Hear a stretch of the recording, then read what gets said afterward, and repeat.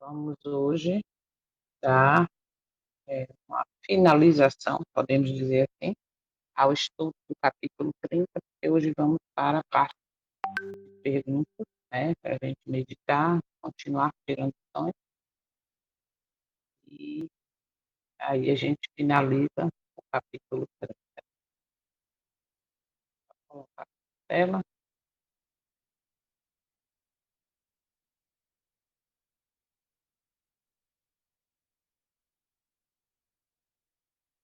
vamos orar então. Sejam bem-vindos, né? E vamos orar. Santo e eterno, maravilhoso, grandioso. Estamos aqui, Pai, mais uma vez, no quinto dia da semana. Estamos agradecidos pela tua misericórdia, pelo fato de não sermos consumidos. Estamos agradecidos pelas bênçãos visíveis e invisíveis. E também por cada oportunidade diária que nos tem dado de arrependimento, de viver uma vida de submissão a Ti, de busca pelo Teu poder e força para vencer as tentações, de ter os olhos abertos. Então, nós te agradecemos pelo pão da vida, pelo alimento espiritual, pelo alimento físico também. Agradecemos por todas as coisas. Neste momento, unidos pela tecnologia e pelo teu Santo Espírito, vamos finalizar o estudo do capítulo 3. O capítulo, podemos dizer que pequeno, mas muito profundo na revelação. Muito profundo de mostrar que o coração convertido realmente ele não vive em amizade com o mundo. Por isso nós te agradecemos por mais essa oportunidade. Toma cada um aqui presente, cada família representada. Neste dia que para nós é desconhecido, te apresentamos as pessoas pelas quais estamos orando, as famílias enlutadas, os enfermos, cuida do teu povo. Na verdade, a tua misericórdia, amor, benignidade, bondade, longanimidade nos mostra que o Senhor cuida não só do teu povo, como dá oportunidade a todos os outros também. Assim como foi desde a eternidade, é também nos nossos dias. Por isso te agradecemos. Fala conosco neste estudo. Possamos mais uma vez refletir. Te pedimos essas bênçãos também com o pedido de perdão. Perdoa, Pai. Perdoa pelas faltas, pelos nossos pecados. Pecados muitas vezes percebidos, sem perceber, intencional ou não. Nós acreditamos no perdão, na purificação, através do sangue derramado do teu Filho. E é nos méritos dele. Pedimos e agradecemos dessa vez. Amém. Amém. Vamos lá então. Capítulo 30. Pior inimigo do homem, como vencê-lo. Qual é o grande conflito apresentado neste capítulo? Isso ficou bem claro, como já foi, né? Em todos os capítulos estudados até aqui. É uma guerra espiritual, Cristo e Satanás, pela minha mente, pela sua mente, pelo meu coração e pelo seu coração, e pela salvação da humanidade. Lembrando que a Bíblia diz que Deus a ninguém tenta, né? Então, automaticamente, a gente sabe que o conflito está envolvendo ou envolve adoração, submissão, e aí a gente pensa que muitas vezes estamos num, no mundo e esquecemos disso. Esquecemos que as nossas escolhas, os nossos pensamentos, os propósitos do coração definem de que lado eu estou nesta guerra.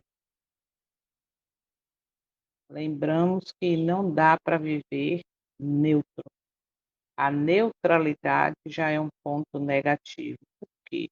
Porque aquele que segue, aquele que entende, esta guerra e busca vencê-la no poder e na força do Eterno, esse já sabe que a profecia lá de Gênesis 3,15, que diz: porém, inimizade entre ti e a mulher, eu sou a descendência dela, é uma realidade.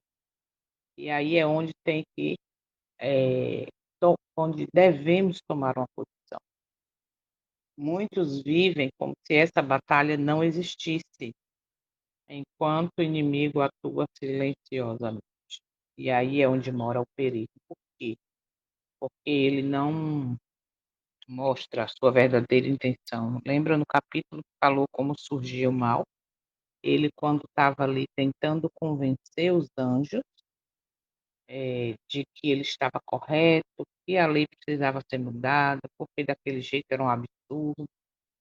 Então, tudo isso a gente percebe que foi sem revelar o propósito do coração, como disse o próprio capítulo. E hoje não é diferente. E por conta dele não revelar, tá? Inclusive a este mundo todo, mas principalmente a este povo professo, guardadores da lei, ele vai vencendo essa batalha. Por quê? Porque muitos desconsideram, como nós vimos no capítulo anterior, foi nesse mesmo, de que foi nesse mesmo, no parágrafo 9, que não se fala mais, né, sobre esse poder, não se fala mais sobre a inimizade que existe entre Cristo e Satanás. Essa profecia de Gênesis 3,15 que vai até o final. E aí, por conta disso, muitos estão desconsiderando a seriedade deste conflito. Isso é realmente muito perigoso. Eita, passou muito. Por que Satanás odeia tanto o ser humano? A gente viu isso, desculpa, em aqui, ó, no parágrafo 3 também, deixa isso claro. Por que ele odeia? Porque o homem é alvo do amor e da misericórdia de Deus. Por que ele odeia? Porque Deus amou o mundo de tal maneira que deu seu Filho, para todos que nele creem não pereça, mas tenha a vida eterna. Entende? Ele odeia porque, com uma diferença, né? Porque ele já sabe o final dele, ele já sabe o que pouco tempo resta a ele. Então, sabendo do resultado final do que vai acontecer, sabendo e lembrando as oportunidades, ok? Que ele teve de arrependimento, de voltar ao princípio, de quebrar o orgulho, aí ele não aceitou, ele não pegou essa oportunidade, portanto ele sabe o fim, então ele quer levar com eles muitos para o mesmo fim que ele vai ter. Por isso que ontem eu falei que ele não é amigo nem dos amigos dele. Por quê? Porque ele quer, entre aspas, fazer amigo sabendo que e levando para o mesmo fim que ele vai ter. João 10:10 diz: o ladrão vem somente para roubar, matar e destruir. Tudo que destrói família, fé, pureza moral, a natureza, os animais, a, a dignidade do homem, tudo que destrói, revela a atuação do inimigo. E é interessante pensar que a gente pode pegar esse ponto aqui e dizer, tá vendo aí? Tudo é atuação do inimigo e é verdade. Mas ele só vence na minha e na sua vida se permitirmos. Isso a gente viu também muito claramente. Então, Satanás, ele odeia tudo. Lembra lá? Tessalonicenses? Odeia tudo que se chama Deus ou é objeto. Entende? Então, ele não gosta nada da criação. Por isso, destrói hoje a natureza, os animais, o ser humano. Por isso destrói a imagem de Deus, ou melhor, destrói o ser humano para destruir a imagem de Deus, naquela confusão de que um pode ser o outro pode ser um e por aí vai. Então, ele odeia. Por quê? Porque eu e você, ser humano, nós somos alvos do amor e da misericórdia de Deus. E a misericórdia consiste em quê?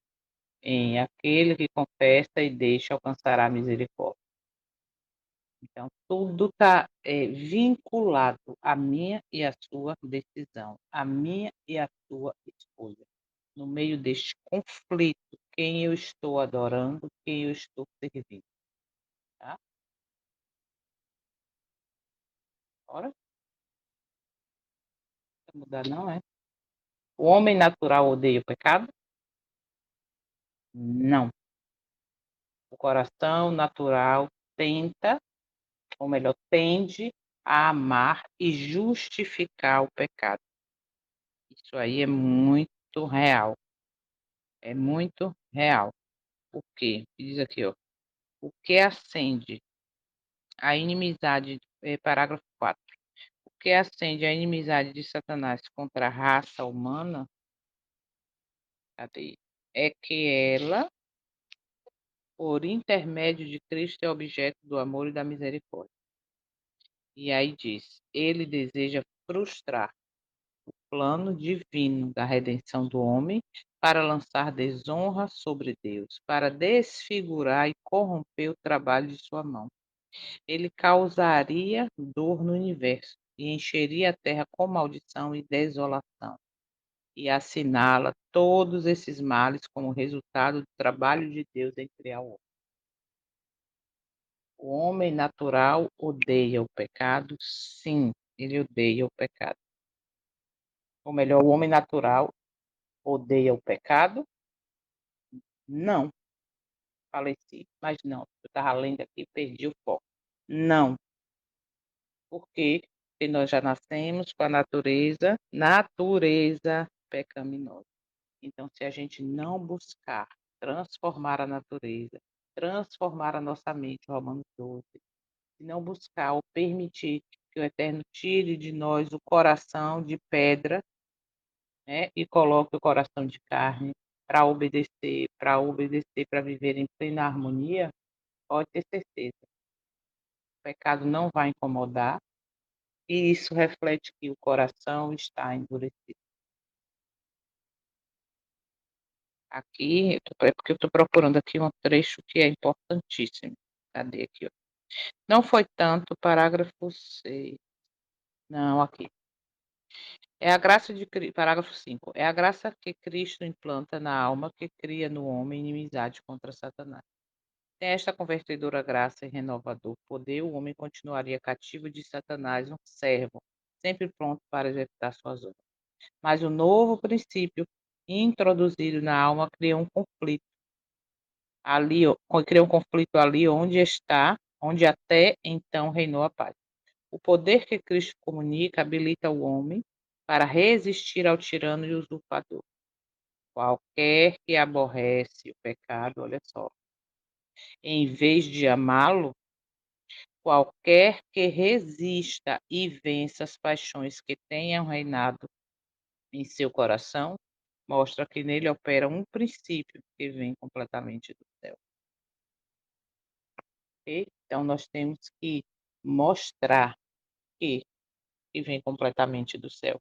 Nós temos que ter cuidado com as nossas decisões, com as nossas escolhas, com as concessões que abrimos. Por quê? Porque isso revela se o pecado faz parte da minha vida e eu não quero deixá-lo, ou se ele ocasionalmente, acidentalmente, faz parte da minha vida e eu não o aceito, eu quero vencer. Okay?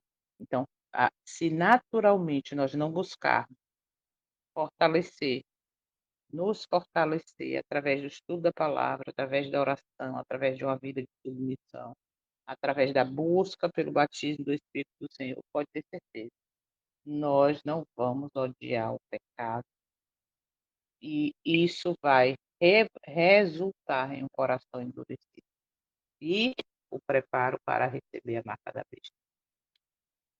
O que cria inimizade contra o pecado? A graça, acabei de ler. A graça de Cristo operando na minha vida e na sua. Lembre, a graça é transformadora. A graça faz com que escolhamos, ou melhor, entendamos que o pecado tem um preço, que o preço é alto, que hoje existe um sumo sacerdote que apresenta o seu sangue, né, como sangue expiatório por mim e por você. Então, o que cria inimizade contra o pecado é a real comunhão, ou comunhão real, como disse o parágrafo 9. Por quê? Satanás reúne todas as suas forças e lança todo o seu poder ao combate. Como é que não encontra maior resistência? Porque tem tão pouca comunhão real com Cristo, porque são tão destituídos do seu espírito. O pecado para eles, o pecado não é para eles repulsivo e repugnante como era para também. Então, o que cria inimizade contra o pecado é entender o valor da graça. E quando eu entendo, eu estou permitindo que essa graça seja transformadora. Não esqueça disso. Se você tem simpatia pelo pecado, se você acha que é normal, se você acha que está tudo certo, que já está salvo, que está garantido, porque tem um nome no livro da igreja, porque participa dos cultos, que devolve dízimo, que deixou de comer carne e açúcar. Por quê? Porque tudo suas obras, pode ter certeza, precisa haver uma verdadeira conversão. E essa conversão verdadeira é uma vida de submissão, de humilhação diante do Eterno, de reconhecer que sem Ele não vamos conseguir. Tá? Então, sem a verdadeira conversão, ninguém consegue vencer o pecado. E a verdadeira conversão vem em reconhecer e enxergar a profundidade e o preço da graça. Como Satanás age para enganar? Através de mentiras, distorções e tentações sutis. Nem todo discurso bonito vem de Deus. Lembra um discurso bonito? Cuidado. Nem todo discurso bonito vem de Deus. Por quê? Porque muitos têm a eloquência no falar, tem aquele discurso bonito, mas o próprio testemunho diz o quê? Que os nossos púlpitos serão usados por pessoas que têm a falsa profecia na boca e têm a tocha acesa na infernal tocha de Satanás. Isso que a gente está falando é o testemunho de Jesus. Aí nos comentários da Bíblia, legado de Apocalipse 18. Está lá onde está escrito, que agora eu não lembro. Então, nem todo discurso, nem toda mensagem. E como é que eu conheço se é esse discurso, se é essa mensagem, mesmo bonita, mesmo linda, mesmo me deixando emocionada, nossa, que mensagem. Tem ali uma distorção, tem uma mentira, eu primeiro tenho que conhecer a verdade, o original. Então, cuidado, vigiai. Lembra dos falsos profetas. E nós temos um grande erro de enxergar ou de querer ver que os falsos profetas é aqueles que estão lá fora. Fica falando que você vai fazer isso, que vai fazer aquilo, que Deus falou, que Deus não sei o quê. Mas o falso profeta verdadeiro, olha só que interessante, o falso profeta verdadeiro, ele não mostra logo como ele vem. Ele é sutil. Ele vem com mensagem bonita e agrada ao coração, mas leva ao engano depois. Ou melhor, já está cheia de engano que leva a um fim de derrota depois. Então, Satanás, ele age do mesmo jeito. Lembra lá o parágrafo, acho que 28, como era que ele agia na eternidade, como foi que ele fez, o que foi que ele fez para conseguir convencer uma terça parte dos anjos. Ele faz a mesma coisa hoje. Fala quem foi que levantou a mão, Soninha. Bom dia. Bom dia. Hoje dessa aí, 2 Coríntios 11:14, o comentário da página 1349. É muito interessante, interessante não, é muito necessária e forte. Necessário, né? 2 Coríntios 11:14. 11:14 diz assim: não é de admirar, porque o próprio Satanás se transfigura em anjo de luz. Peraí, deixa eu aumentar aqui a luz para enxergar. 11:16. Não, 11:14. Diz assim: enfrentando o supremo engano de Satanás. Satanás veio como anjo de luz no deserto da tentação para enganar Cristo. E ele não se apresenta ao homem numa forma e ele não se apresenta ao homem numa forma horrível, como às vezes é representado, mas como um anjo de luz. Ele virá personificando Jesus Cristo, operando grandes milagres, e os homens se prostrarão e adorarão como Jesus Cristo. Seremos ordenados a adorar este ser, a quem o mundo glorifica como Cristo. O que faremos? Digam-lhes que Cristo nos advertiu precisamente contra este inimigo, que é o pior adversário do ser humano, mas que afirma ser Deus e que, quando Cristo aparecer, será com poder e grande glória, acompanhado por milhões e milhões e milhares de anjos, e que, quando ele vier, reconheceremos sua voz. Um teste infalível. Satanás desceu nestes últimos dias para operar com todo engano de injustiça aos que perecem. Sua majestade satânica opera milagres à vista de falsos profetas, à vista dos homens, afirmando que ele é realmente o próprio Cristo. Misericórdia. Sejamos atentos, tá? Porque se não é de admirar que o próprio Satanás se transforma em anjo de luz, imagine o que ele pode fazer aí. Isso é muito necessário e urgente termos os olhos abertos. Nós não podemos esquecer como Cristo virá. Porque quando Satanás se transformar, dizer, né, vir como Cristo, vai enganar muitos que não conhecem ou não estão firmados na verdade. Porque não é, gente, não é só conhecer. Nós não podemos cair no erro de eu conheço, eu dou estudos bíblicos, eu sou adventista há 20, 31 meses, um ano, que eu conheço tudo. Não é conhecer, porque se tem um ser que conheceu, que viu a face do Pai e do Filho, conheceu tudo, sabe como é a administração do céu, conhece a lei profundamente, esse ser foi um anjo e foi o primeiro querubim que cresceu, cresceu foi ótimo, que viveu para servir, aonde anjos eram submissos a ele. Ele era o terceiro, dar-se a entender claramente no céu, e automaticamente o que aconteceu? A gente sabe no decorrer da história, ou melhor, do relato bíblico, né? Então, tenhamos cuidado, nem todo discurso bonito vem de Deus.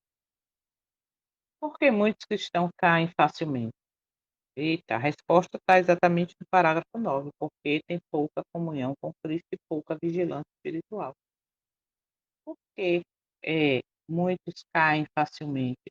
Porque, por falta de comunhão, se alimentam do PF dado, PF espiritual dado ali no púlpito, seja por pastor, por mensagem, por ancião, entendeu? E aí pega aquela coisa da autoridade e bota a sua comunhão ou sua fé na coletividade. Tipo, a igreja está cheia. Uau! O sábado tá lindo. Que festa maravilhosa. Tá tudo certo. Uau! É assim? A gente sabe que não. Então, se existe pouca vigilância, eu aceito tudo que vem, do jeito que vem, a agenda que vem. Como eu falei ontem para vocês, que a irmã chamou a atenção de que o mês da família era sempre junho, né? Por conta da agenda das mãos dadas com o sistema, agora mudou a semana da família, o mês da família, melhor dizendo, a semana da família vai ser no mês da família romana, que é o mês de Maria. Nós temos que vigiar. Gente, olha, é uma realidade. Quando estamos vigiando, buscando conhecer verdadeiramente a lei, a essência do caráter de Deus, pode ter certeza, segundo a mensagem angélica, se torna uma realidade na minha e na sua vida. Caiu, caiu, Babilônia. A gente começa a enxergar as coisas de uma maneira que a gente agora já sabe discernir o que agrada ao Deus e o que não agrada, o que é certo e o que não é, entende? Então, temos que ter uma vida de submissão à vontade de Deus, de dependência, de oração. Por quê? Aqui diz assim: uma vida sem oração é terreno aberto para o inimigo. Ah, mas é porque minha vida é muito corrida. Eu só oro uma vez no dia, ou de noite, ou de manhã, e aí só, não sei nem, sabe? Aquela correria doida, não sei o quê. Só que você e eu podemos ter uma vida de dependência de oração diante do Eterno, sem precisar estar literalmente dentro do quarto, né? Vocês estão entendendo o que eu estou querendo dizer. O Mateus 26:41 diz assim: vigiai e orai, para que não entreis em tentação. Na verdade, o espírito está pronto, mas a carne é fraca. Por que orar e vigiar e não entreis em tentação? Lembra que a oração do Pai Nosso? Não nos deixeis cair em tentação, porque através da tentação, da armadilha, vem agora eu posso dizer, a oportunidade de cair em tentação e pecar. Então, ore para que você não caia em tentação. Mas isso se fortalece na oração, no estudo da palavra, numa vida de submissão.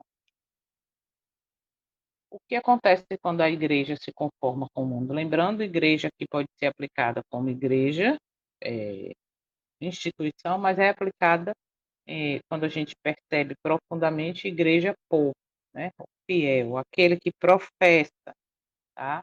Então, o que acontece quando esse povo se conforma com o mundo? Com essa igreja, instituição, se conforma com o mundo.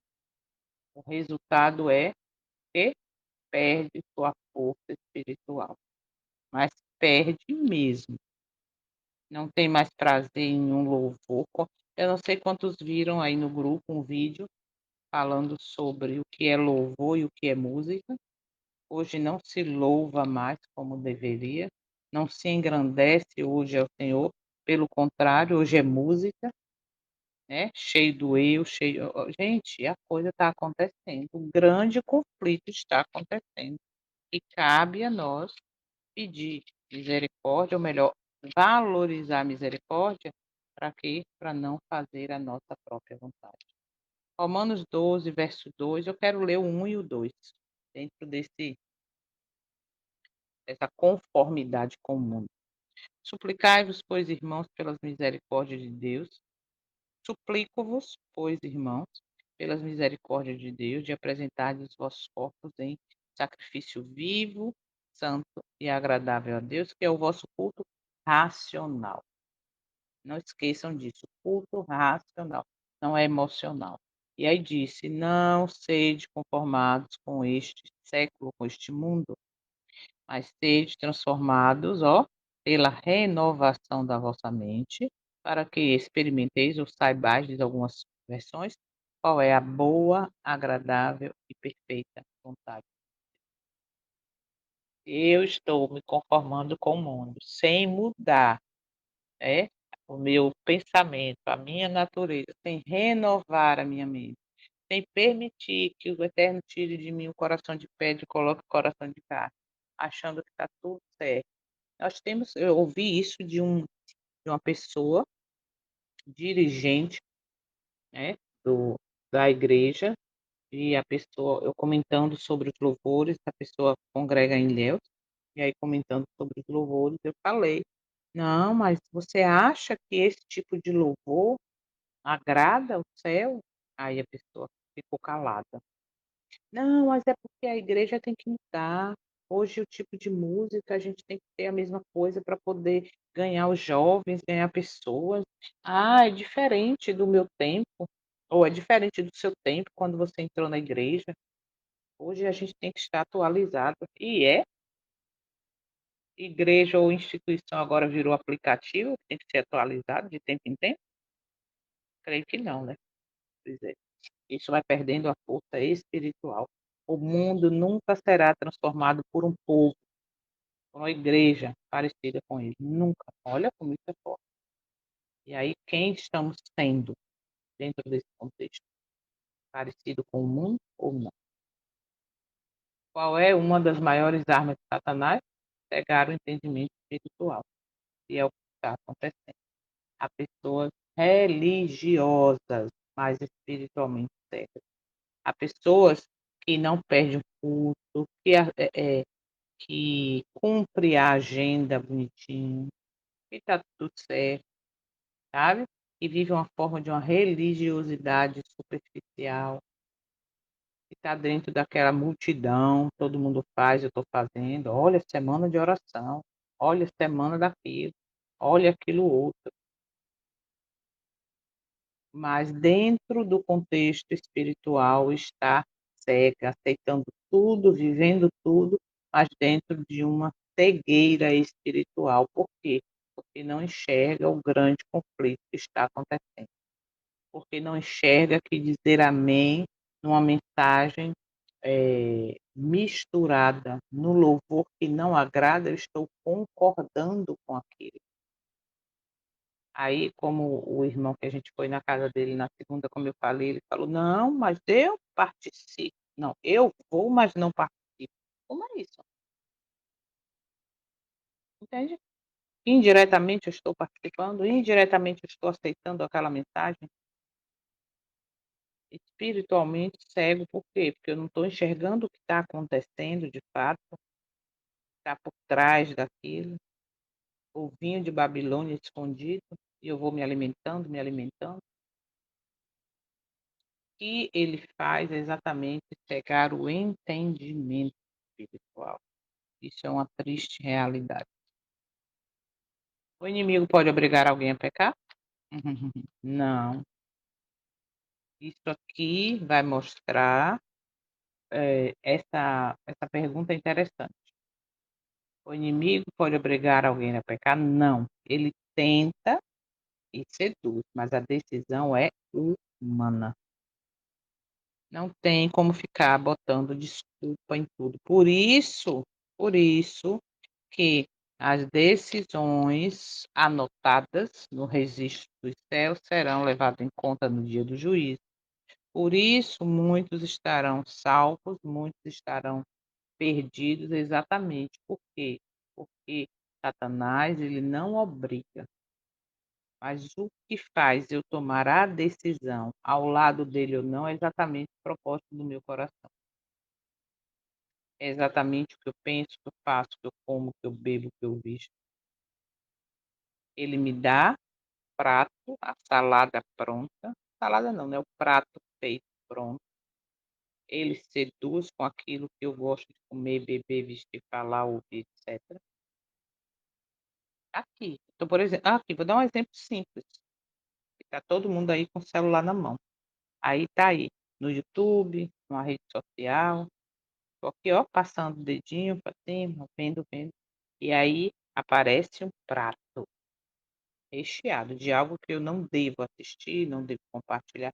Aí, ao invés de eu passar e subir, tirar fora das minhas vistas, o que que eu faço? Paro, me detenho naquilo ali, percebe?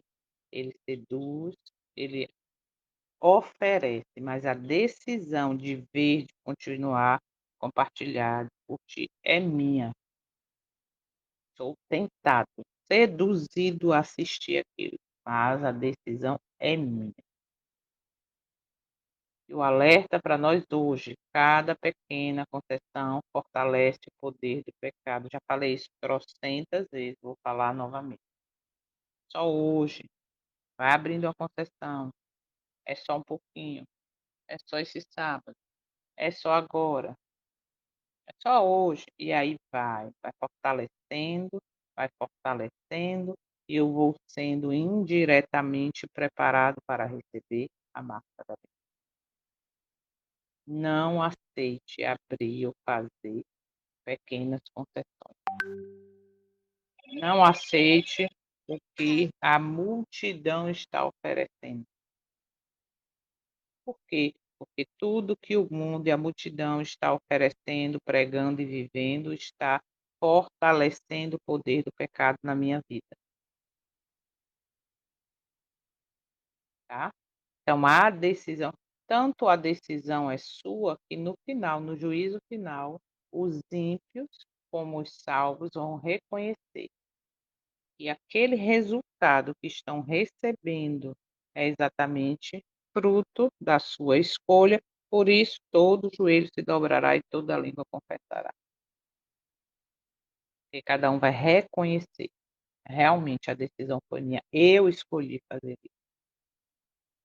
Então observa que nesse capítulo a gente viu aí claramente, né, o que a graça faz, como ela transforma. Diz assim, ó, parágrafo 10.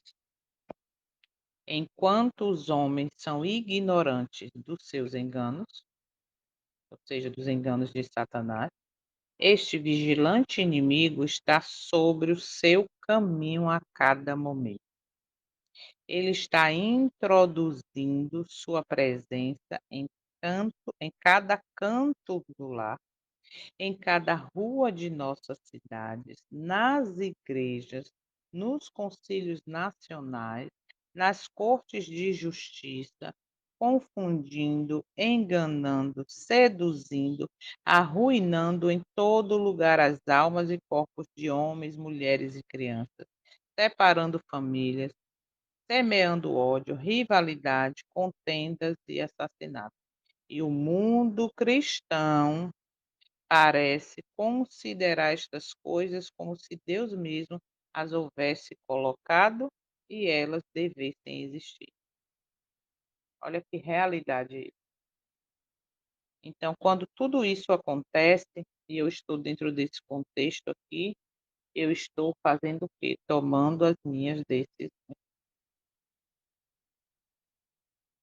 E aí é onde mora o perigo. Tiago 1,14 diz: Mas cada homem é tentado, quando atraído e seduzido por sua própria concupiscência. Então, a culpa, ou melhor, a escolha final, eu vou levar a culpa é minha mesma. Satanás, ele é culpado em me oferecer, ou me apresentar, ou me tentar, mas a decisão foi minha. Cada pequena concessão hoje fortalece o poder do pecado, e eu, com o pecado fortalecido, vou ser destruído. É uma coisa que é lógica, uma coisa leva a outra. Todos os que não são seguidores de Cristo, não vivem a comunhão real, são servos de Satanás. Estou lendo o parágrafo 11, uma parte do parágrafo 11. Satanás está procurando continuamente vencer o povo de Deus, rompendo as barreiras que os separam do mundo. O Israel antigo foi seduzido ao pecado quando se aventuraram em associações ilícitas com os gentios. Isso aqui eu não vou nem me demorar falando, porque a gente sabe que o Israel moderno hoje está fazendo a mesma coisa. De uma maneira semelhante, o Israel moderno está sendo desencaminhado. Pronto, tá aí o Espírito de Profecia que falou, não é jogo que está falando. Todos os que não são seguidores decididos de Cristo, são servos de Satanás. No coração não regenerado, há amor pelo pecado e uma disposição para acariciá-lo e desculpá-lo. No coração renovado, há ódio pelo pecado e uma determinada resistência contra ele. Quando os cristãos escolhem a sociedade dos ímpios e incrédulos, expõe-se a si mesmo à tentação. Satanás se oculta à vista e furtivamente lhes põe sua venda enganosa sobre os olhos. Não podem ver que tal companhia é calculada para lhe fazer dano, enquanto a todo tempo vão se assemelhando ao mundo em caráter, sabe? Pequena concessão. E aí, ó, não podem ver que tal companhia é calculada para lhe fazer dano.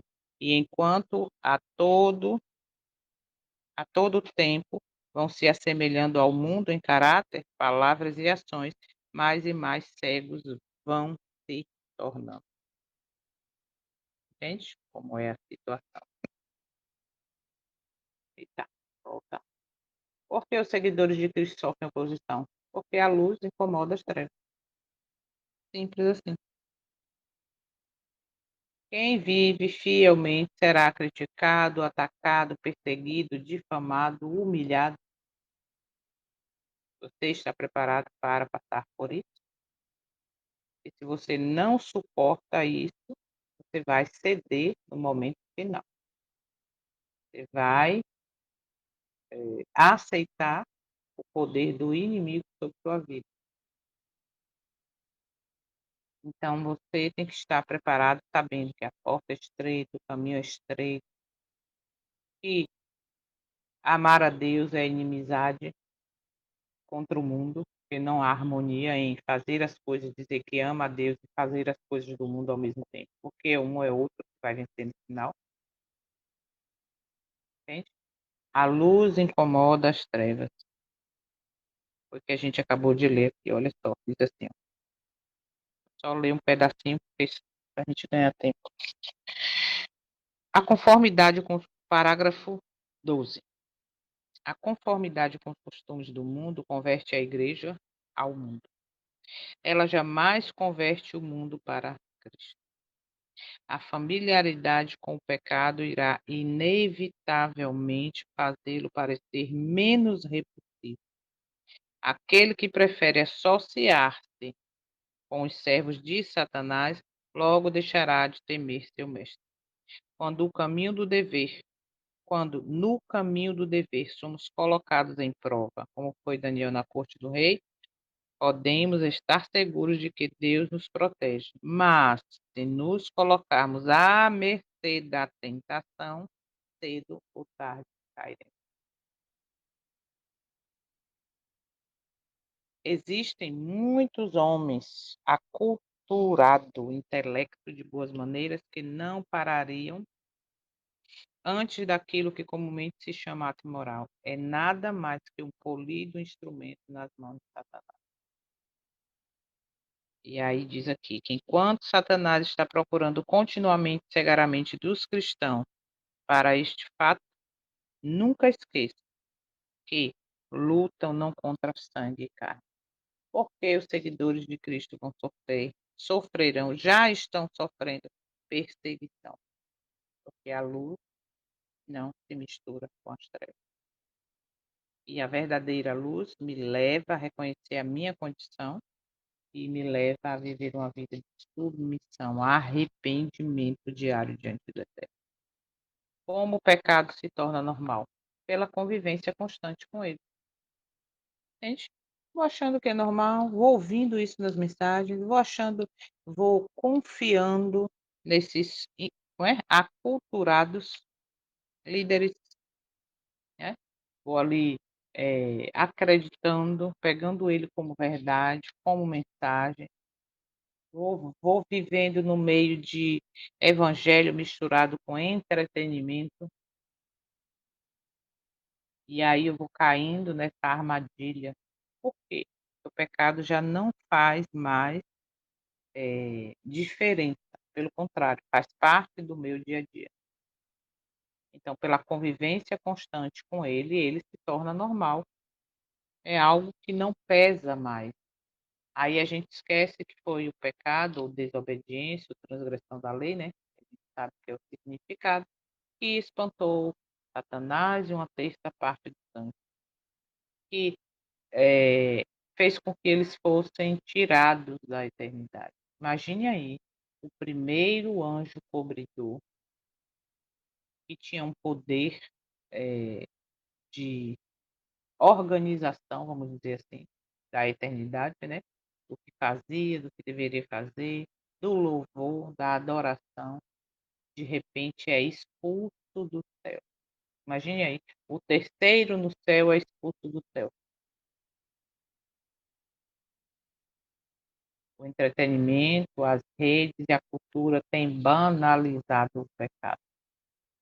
Cuidado. Hebreus 13, ou melhor, Hebreus 3, verso 13 diz assim: Todavia, exortai-vos uns aos outros diariamente, enquanto o dia ainda se chama hoje, para que nenhum de vós se endureça através do engano do pecado. Porque nós não vamos nunca conseguir vencer o pecado. Vejo de forma de piedade, mas nega-lhe o poder. Vive dizendo que guarda os mandamentos, que tem o testemunho de Jesus, mas nega o poder de vencer. Satanás usa somente pessoas más? Não. Muitas vezes usa pessoas inteligentes, educadas, influentes, de boa aparência, aparentemente boa, que faz o bem, que distribui cestas, porque atende os pobres, por quê? Carisma não é prova de conversão. Fulano é tão carismático, gosto demais, é carismático demais. Carisma não é prova de conversão. Qual é a verdadeira luta do cristão? Não é contra pessoas, mas contra forças espirituais malignas. Efésios 6. Muitos combatem pessoas, mas ignoram o verdadeiro inimigo. Isso acontece às vezes com a gente, né? Porque eu não vou mais, porque fulano falou, porque fulano disse, que o pastor cicrano, porque não sei o que, não sei o que lá, e aí fica combatendo pessoas, né? Porque foi ferido, porque foi machucado, mas esquecem, ignoram que, ou melhor, ignoram quem é o verdadeiro inimigo. Efésios 6, verso 12. Nossa luta não é contra sangue e carne. Então, forças espirituais malignas estão atentando e fazendo com tudo para derrubar o que é. Como vencer Satanás? Por meio de Cristo, oração e resistência espiritual. Sujeitai-vos a Deus, sujeitai-vos a Deus, resistir ao diabo e ele fugirá de nós. Sujeitar a Deus. Por que ele foi expulso? Satanás ele foi expulso, Lúcifer foi expulso, mas antes ele teve oportunidade de arrependimento, como o capítulo falou anterior, e os anjos falaram com ele, o próprio Cristo falou com ele, dando oportunidade. No entanto, ele não cedeu a uma vida de submissão. Portanto, não existe vitória espiritual sem submissão à vontade do Eterno. Não existe. Se você não quer se submeter em qualquer área da sua vida que seja, vou repetir, comer, beber, falar, viver, assistir, né? Se você não quer ser submisso à vontade do Eterno, está faltando mais. E a vitória espiritual não vai existir. Por quê? Porque você não quer ceder a viver a vontade do Eterno. A submissão real a ele. Qual é a grande esperança do cristão? Como Cristo venceu o inimigo, ele também pode dar força àqueles que o buscam.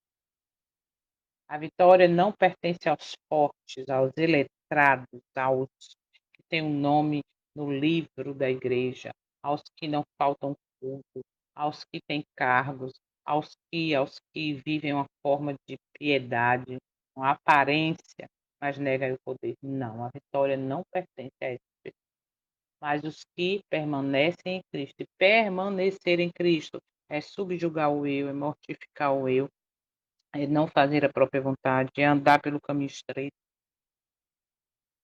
E isso, infelizmente, muitos, ou a maioria, não quer. Okay? A história está se repetindo diante dos nossos olhos, o pecado está sendo normalizado, a verdade está sendo distorcida, a vigilância espiritual está desaparecendo. 1 Pedro 5,8 diz: vigiai, porque o diabo anda em derredor.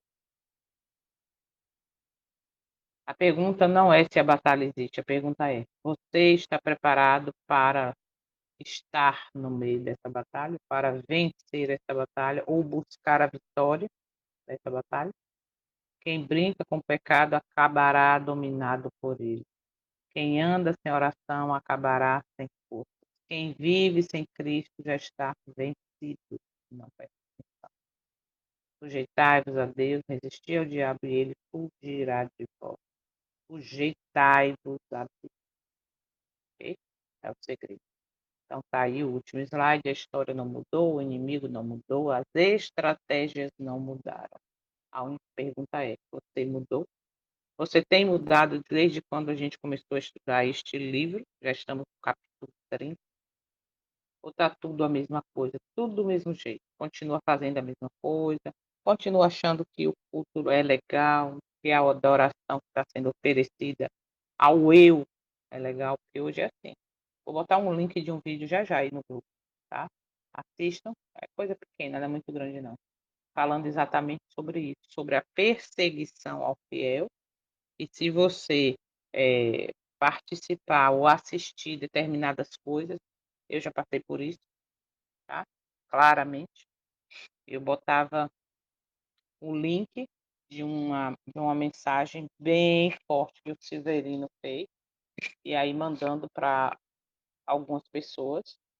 E aí um irmão fez o print do vídeo, do Severino, que é um vídeo incrível, inclusive explica sobre quando a Bíblia fala o anjo do Senhor, que é Cristo.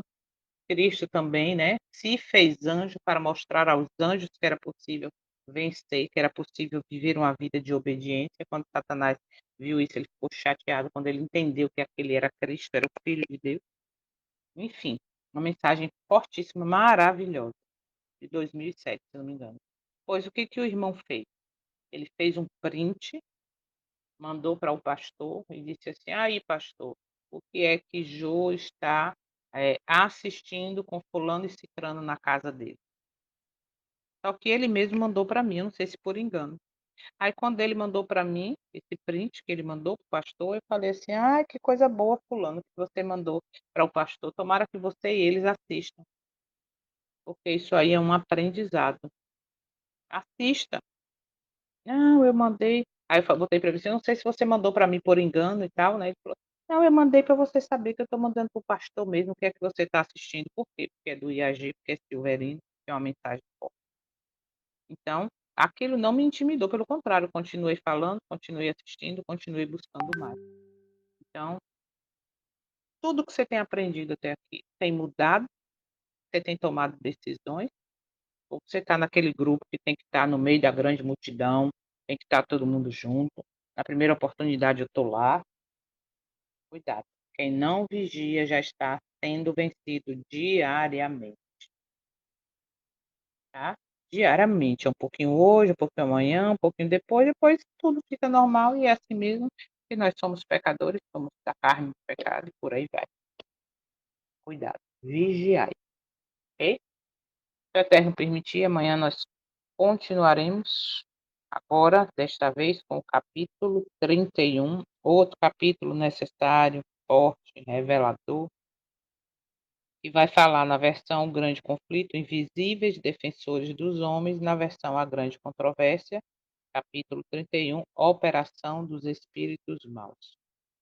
Então temos que conhecer, né? Aí mais um pouquinho também, capítulo necessário, tá? Para a gente estar aprendendo. Alguém quer comentar alguma coisa sobre esse? Eu fazer a oração final e aí a gente encerra. Alguém tinha escrito aqui alguma coisa? Deixa eu ver. Toninha escreveu: o Eterno não tenta ninguém, mas permite que a tentação aconteça para provar o seu livre arbítrio. Exatamente. Para provar o teu caráter, o meu caráter, o Eterno permite que sejamos tentados. Então vamos orar. Santo Eterno, nós te agradecemos mais uma vez por essa oportunidade, termos mais uma vez os olhos abertos e entendermos que o grande conflito existe, estamos em campo minado, que existe a tentação para abrirmos concessões, mas nós temos que entender, Pai, que a verdadeira conversão está exatamente em viver uma vida de submissão, em viver uma vida de arrependimento, uma vida de busca pela santificação, sem a qual ninguém verá a tua face. Obrigada por mais essa oportunidade. Fica conosco neste quinto dia da semana. Perdoa os nossos pecados. Pedimos e agradecemos no doce nome do teu Filho, nosso Salvador, que vive e reina para sempre. Amém. Amém e amém. Bom dia, bom dia, bom dia. Que o Senhor te abençoe e te guarde. Até amanhã.